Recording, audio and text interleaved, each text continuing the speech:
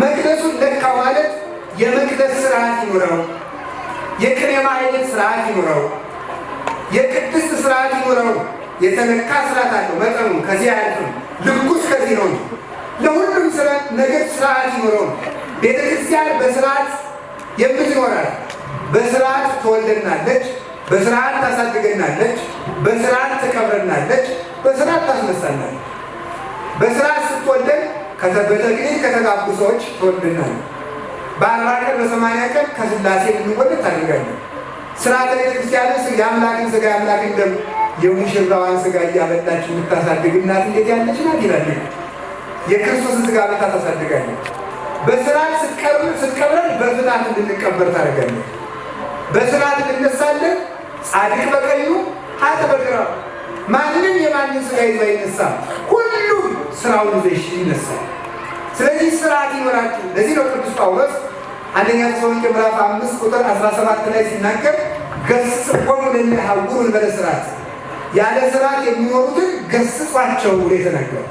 ያለ ስርዓት የሚኖሩትን ለቤተ ክርስቲያን ስርዓት አያስፈልጋትም የሚሉትን ውቀሷቸው ያለ።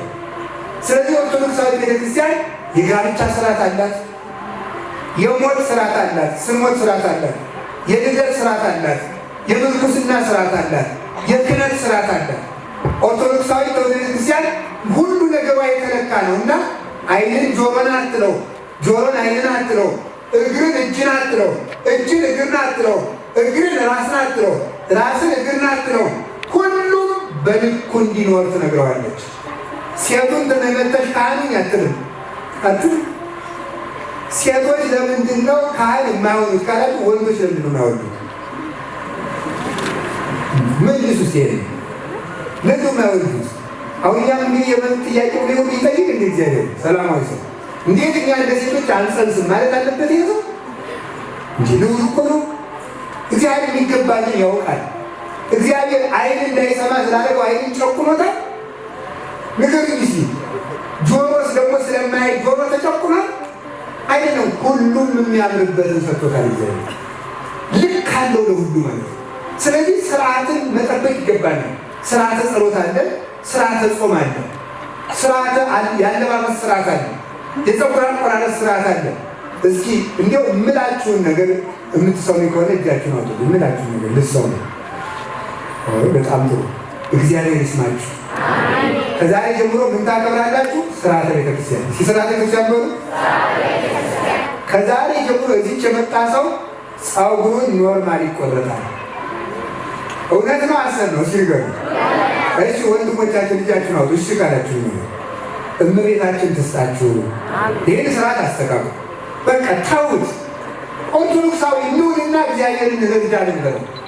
ሳኖር እርዳን ነው በሚሰማን። አለባበሳችሁን ማስተካከሉ። ከዛሬ ጀምሮ በሜዳ ላትጋቡ ደግሞ እጃችሁን አውጡ። በሜዳው ላትጋቡ በሜዳ ላትጋቡ። እግዚአብሔር ያክብራችሁ። እሺ ወደ ግራ ሴቶች ከቁርጭምጭምጣችሁ በላይ ገልጣችሁ ላትሄዱ እጃችሁን አውጡ። ደረታችሁን ላትገልጡ። እሺ ናላችሁ። እመቤታችን ትስጥልን ሁሉን ነገር በስርዓት። ሌላ ስርዓት ዘፈን ሞባይላችሁ ውስጥ ከዛሬ ጀምሮ ላትጭኑ እጃችሁን አውጡ። እግዚአብሔር ያክብራችሁ። በጣም በእግዚአብሔር በእውነት መድኃኒዓለም በሚያውቀው በጣም ወዳችኋል። እውነት ነው። ይህንን ካደረጋችሁ እኔ ብጠላችሁ ተውት፣ እግዚአብሔር ይወዳችኋል። ስርዓት ይኖራችሁ። ጾሙንም በስርዓት ጾሙ።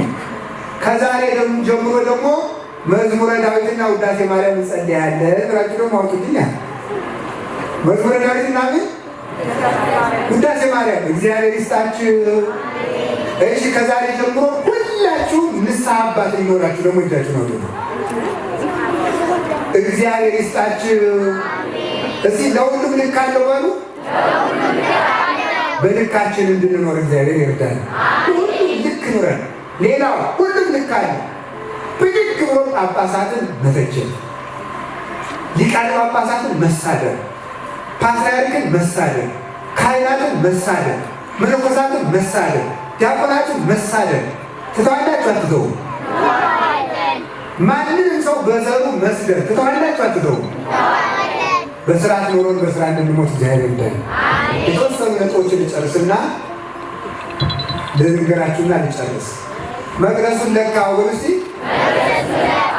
ይሄ ስለዚህ ተመልከቱ። በቅኔ ማኅሌት የሚደረገው በየት አይደረግም? በቅድስት አይደረግም። በቅድስት የሚደረገው በመቅደስ አይደረግም። ቅኔ ማኅሌት ላይ ያለ መቅደስ ውስጥ የማይገባ ሰው አለ።